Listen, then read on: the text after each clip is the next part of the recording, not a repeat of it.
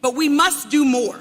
And that is why I'm here today to support the Biden-Harris administration and President Biden's ask of us a new bill, more legislation to support and provide aid to the Ukraine.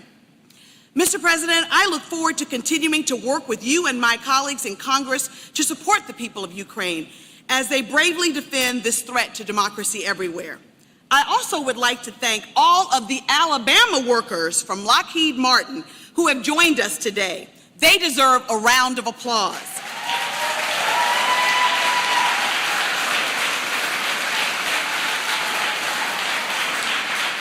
To have a chance to see the Javelins, these shoulder-armed missiles that are taking out tanks in the Ukraine, was a joy. But to know that we have such manufacturing right here in the state of Alabama is truly a joy.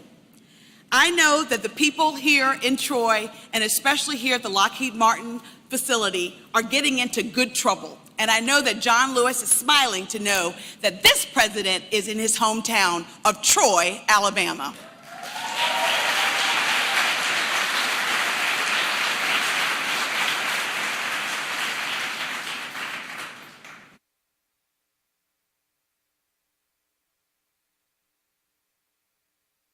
Please welcome the Chief Executive Officer of Lockheed Martin, Jim Taiclet.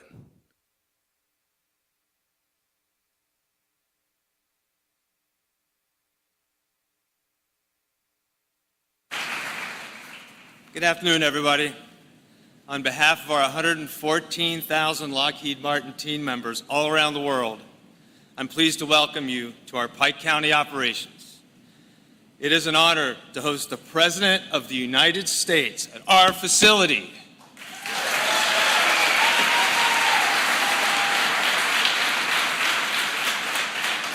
President Biden, your visit here highlights at our facility the dedicated workforce, everything that they're doing to enhance our national security and protect America's interests all around the world. We're also delighted to have many distinguished guests on site this afternoon. To the many local, state, and federal officials and community leaders here today, I thank you for joining us. I also appreciate your continued support of Lockheed Martin's operations here in Pike County and throughout the state of Alabama.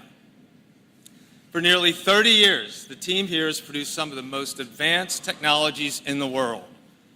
Every day, members of our U.S. military, soldiers, sailors, airmen, and our allies across the globe depend on the systems we make right here to defend against threats on land, at sea, and in the air. We're delighted to have you all here today to meet some of our 600 patriotic teammates who work diligently to support those who are standing up for freedom and democracy. From the earliest days of our company's founding, we've also been committed to working with our leaders in government to advance policies that encourage investment, innovation, and job creation. We appreciate the President's support for the United States Innovation and Competition Act. The act would help strengthen our national competitiveness, protect our intellectual property, and expand America's vital domestic semiconductor industry. Today, I also have the privilege of introducing one of those Lockheed Martin team members who embodies the spirit of Pike County operations. Linda Griffin is a senior assembler on the production line and is one of this facility's longest tenured employees. Linda, you and your colleagues should be very proud of the important work you all do. And again, thanks to everyone here for joining us today.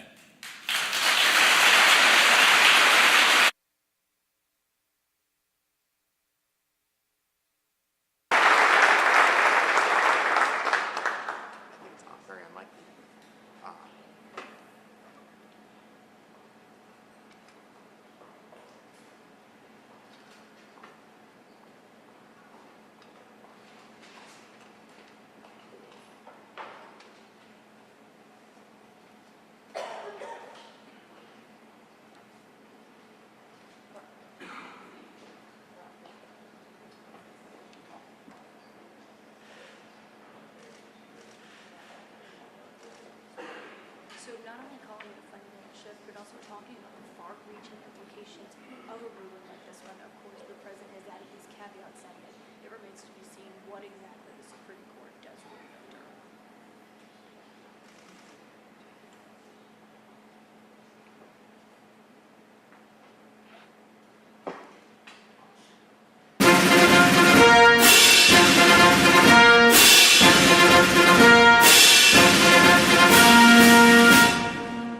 welcome the President of the United States, Joseph R. Biden Jr., accompanied by Senior Missile Assembler Linda Griffin.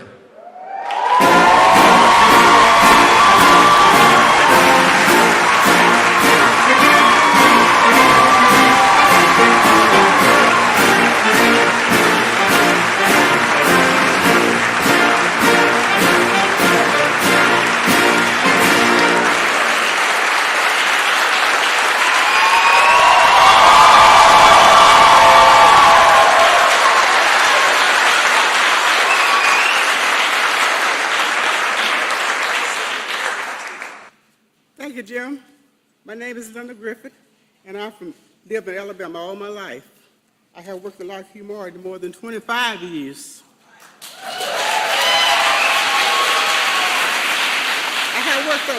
I have worked on several programs, including Javelin, where I have touched every single one of the 50,000 Javelin missiles that had been built in Troy. 50,000! 50,000!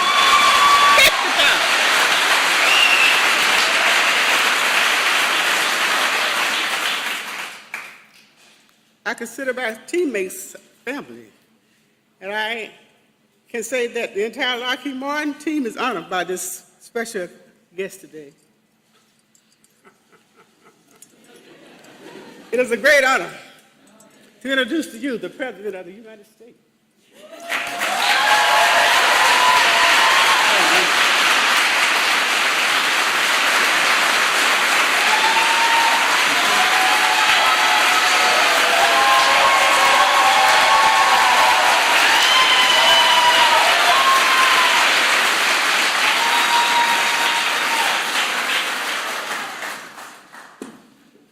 I tell you what, Linda, if I were CEO of this company, I'd be worried. Well, good afternoon, everybody, and thank you, Jim, for the invitation to be here today, and Linda for the warm welcome today. And Congressman Sewell, Woman Sewell, thank you for all you do for the people of the state and the country and for your friendship, our friendship. I wanted to come down to Alabama to make sure that the American people know what work is this. And by the way, you have a seat, please take it. By the way, sometimes the press is always fair with me, but every once in a while I make a mistake, not like once a speech, but at any rate, years ago when I started talking to this, for this job, I said, please take your seats. There weren't any seats, everyone was standing, there were no chairs. So I just want to make sure I check whether you had seats. Look, the American people know what work at this facility you're doing and support Ukraine's fight for freedom. And the bottom line is I came to say thank you, thank you, thank you. That's the reason I'm here.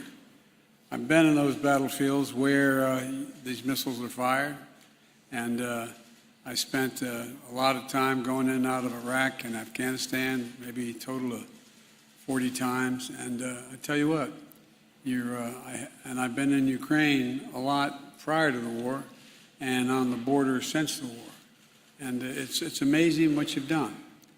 We see on the news every single day the atrocities and the war crimes that are being committed by Russian forces in Ukraine, directed by Vladimir Putin, and it really is gut-wrenching. We see the incredible bravery of the Ukrainian fighters defending their country with everything they have. And by the way, it's not just their warriors. It's not just their military. It's people in the street. People in the street staying behind. A lot have gotten out, 5 million, but a lot are staying, including women as well as men, staying to fight for their country. And we know that the United States is leading our allies and partners around the world to make sure the courageous Ukrainians who are fighting for the future of their nation have the weapons and the capacity and ammunition and equipment to defend themselves against Putin's brutal war. A lot of war crimes being committed. But what we don't always see, is the work that makes so much of this possible. And that's you. It's not hyperbole, it's you. You make it possible. You make it possible for them to have a shot. You know, during World War II, the United States was known as the arsenal of democracy. There was Rosie the Riveter, who I actually got to meet, quite frankly, before she passed away, and a lot of people who, in fact, kept it going. I was a slight digression. I went over for the 50th anniversary of the end of World War II, and I was in Normandy, and I went up afterwards with to the cemetery, and I was walking by myself, and it's incredible. It's immaculate. It's perfectly manicured, and the headstones are all the same. I looked down one row, and I saw 3 names, same names, father and 2 sons, who had died in the landing. And I was bent down, and I was reading the dates of their births. And all of a sudden, I heard behind me a tinge, "Hup!" And I turned around, and there was a gentleman who had to be in his early 80s in a wheelchair, being wheeled by his son, who was a big guy, looked like Hoss Cartwright, and his wife, and one other, and a daughter. And he saluted me, so I saluted him, and at the time, and I turned and I said, "Thank you for what you did. Thank you for literally saving civilization." And he put his hand on his wife's hand was on his shoulder, and he said, no, she did it. She did it. I looked at her and said, "She built the landing craft that got us in here. She and her friends, they're the ones that did it." And he went on, and he filled up, and all of a sudden it dawned on me, you're doing it. You really are doing it. You're making a gigantic difference for these poor sons of guns who are under such enormous, enormous pressure and firepower. Those Javelins I saw, there's 10 for every tank that there is in Ukraine right now. You're changing people's lives. We built the weapons. No, you really did.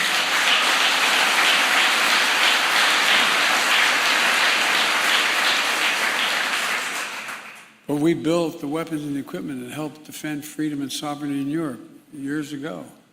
But that's true again today. You know, some of the best, most effective weapons in our arsenal, those Javelin missiles, like the ones manufactured right here in Pike County.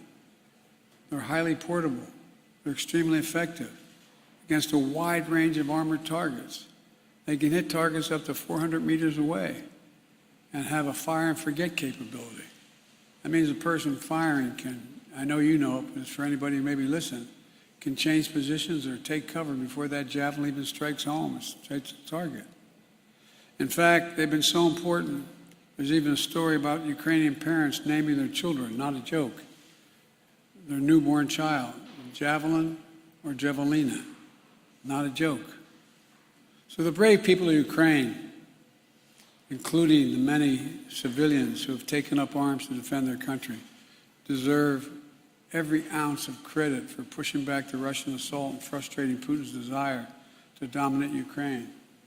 We're at an inflection point in history, for real. It comes along about every 6 or 8 generations, where things are changing so rapidly that we have to be in control. Folks, there's an ongoing battle in the world between autocracy and democracy.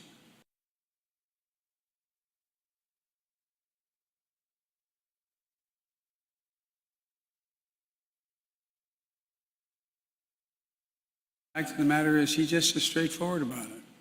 He says that democracies cannot be sustained in the 21st century. Not a joke. They cannot be sustained because things are moving so rapidly. Democracies require consensus, and it's hard to get consensus. Therefore, they can't keep up with an autocracy, one-man rule. But that's not going to be the case. If that happens, the whole world changes. I mean, because of you, in this first really battle, if you will, for that, to determine whether that's going to happen, is because you're making it possible. You're making it possible for the Ukrainian people to defend themselves without us having to risk getting in a third world war by sending in American soldiers fighting Russian soldiers. My dad used to have an expression. He said, the only war worse than one that's intended is one that's unintended. You're allowing the Ukrainians to defend themselves. And quite frankly, they're making fools of the Russian military in many instances. A big part of the reason they've been able to keep up fighting and to make this war a strategic failure for Russia is because the United States, together our allies and partners, have had their back. The United States alone has committed more than 5,500 Javelins to Ukraine. You're changing the nation. You really are. Add to that significant supplies from our allies and partners, as well as many thousands of other anti-tank and anti-air weapons, helicopters, armored vehicles, artillery, coastal defense systems. Before Russia attacked, we made sure Russia had Javelins and other weapons to strengthen the defenses so Ukraine was ready for whatever happened. In the last 2 months, we continue to move even more resources and equipment at a rapid pace into Ukraine. We've made sure that there are no interruptions in the flow of equipment to Ukraine. Since Russia invaded Ukraine just over 2 months ago, we have sent more than $3 billion in security assistance to Ukraine. Alone, us, not counting our allies. And that money is a direct investment in defending freedom and democracy itself. Because if you don't stand up to dictators, history has shown us they keep coming. They keep coming. Their appetite for power continues to grow. And every worker in this facility and every American taxpayer is directly contributing to the case for freedom. And that's something we can all be incredibly proud of, in my view. Last week, I sent Congress, if you excuse a point of personal privilege, talking like an old senator, but sent a supplemental budget, a fancy way of saying we need more money, to make sure the United States can continue to send weapons directly to the front lines of freedom in Ukraine, and to continue to provide economic and humanitarian assistance to help the Ukrainian people. And I urge the Congress to pass this funding quickly to help Ukraine continue to succeed against Russian aggression, just as they did when they won the Battle of Kyiv. And to make sure the United States and our allies can replenish our own stocks of weapons to replace what we've sent to Ukraine. As I said from the beginning, this fight is not going to be cheap. But caving to aggression would even be more costly. We either back the Ukrainian people as they defend their country, or we stand by as Russia continues its atrocities and aggression. I know what the answer is, and I think you all do too. I'll bet I know what the answer to this plan is. There's something else here to be understood. Being the arsenal of democracy also means good-paying jobs for American workers. In Alabama and the states all across America where defense equipment is manufactured and assembled, 265 people here at this plant are directly employed working on the Javelin program. All told, Lockheed Martin has brought nearly 3,000 jobs to Alabama. The armed forces of the United States of America is going to continue to be the best armed, most capable fighting force in the history of the world. In order to do that, we have to make sure our vital defense supplies are getting the inputs and supplies they need to produce and protect and provide the full capacity. I learned on the tour today that each of the Javelins you produce includes more than 200 semiconductors. I've been a broken record, as the press will tell you, on our need to be able to produce more semiconductors in the United States. We invented the sucker, going to the moon. We, the United States, we're the one that modernized it. We've done more than anybody else. But guess what? We stopped investing in ourselves. We stopped investing in ourselves. And so now we're back in the game, making sure that we become the primary producer of those semiconductors. Computer chips that power much of our modern lives. On our phones, our cars, almost anything that has an on-off switch. And the semiconductor is critical to defense production capacity, as you all know better than I do. That's why we're making it as hard as we can for Russia to get hold of these semiconductors and advanced technologies that it could use to upgrade its military during this conflict. And why we're taking steps to make it easier to source what we need here in the United States during the global semiconductor shortage. And there's just one more reason why Congress has to act quickly to provide the emergency funding of the so-called CHIPS Act by passing a broader bipartisan innovation act so we can produce tens of millions of these chips. There's something we have to focus on, and it's something I've focused on from my earliest days of our administration.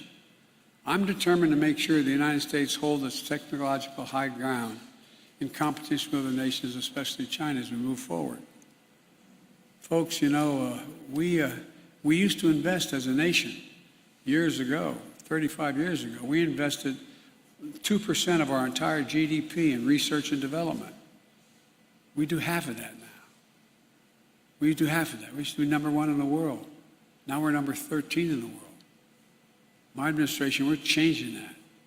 The United States used to own the innovation field. In fact, it was the Department of Research program that established DARPA for the first development of an anti-tank missile with advanced infrared guidance systems that culminate in today's Javelin. The Bipartisan Innovation Act is going to help reverse decades-long decline in federal research and development investment. And it should create and support entire families and expand U.S. manufacturing and strengthen our national security. Where in God's name is it written that the United States can no longer be a leading manufacturer in the world? We've created just in the last 17 months 465,000 permanent manufacturing jobs in America. We have the best workers, the most competent employees, the best science in the world. And by funding the CHIPS Act, we're going to ensure that semiconductors, the power of the economy, and our national security are made here in America again. Today, all the world's most advanced chips are made overseas. But the events of the past few years have proven beyond a doubt that America's security should never be held hostage to events overseas. Not a pandemic, not a war, not the politics of ambition or other countries. Fundamentally, this is a national security issue. This is one of the reasons why the Chinese Communist Party is lobbying folks to oppose this bill. And it's an issue that unites Democrats and Republicans. So let's get it done. Let's get it done. In her introduction, Linda said she personally touched every single solitary Javelin, 50,000 that had been manufactured in this plant 20 years ago. I was worried to shake your hand. I thought you might be electrocuted. But that's where they start, right here, with American skill, American craftsmanship, American patriotism. And just a few days ago, the Wall Street Journal quoted a young Hungarian fighter saying, and I quote, "Without the Javelins, it would have been very hard to stop the enemy pushing ahead," end of quote. So these weapons touched by the hands, your hands, are in the hands of Ukrainian heroes, making a significant difference. That's something each and every day you could and should be proud of. And I'm once more urging Congress to quickly pass this supplemental funding bill, over $300 billion, to help the Ukrainians so they can keep all of you very, very busy for a while here. So again, let me end where I began. I came for a basic reason, from the bottom of my heart, to say thank you. Thank you, thank you, thank you what you do. Thank you what you continue to do. Unless you go out in the field and see it, you don't realize what a difference you're making. May God bless you all, and may God protect our troops. Thank you so much.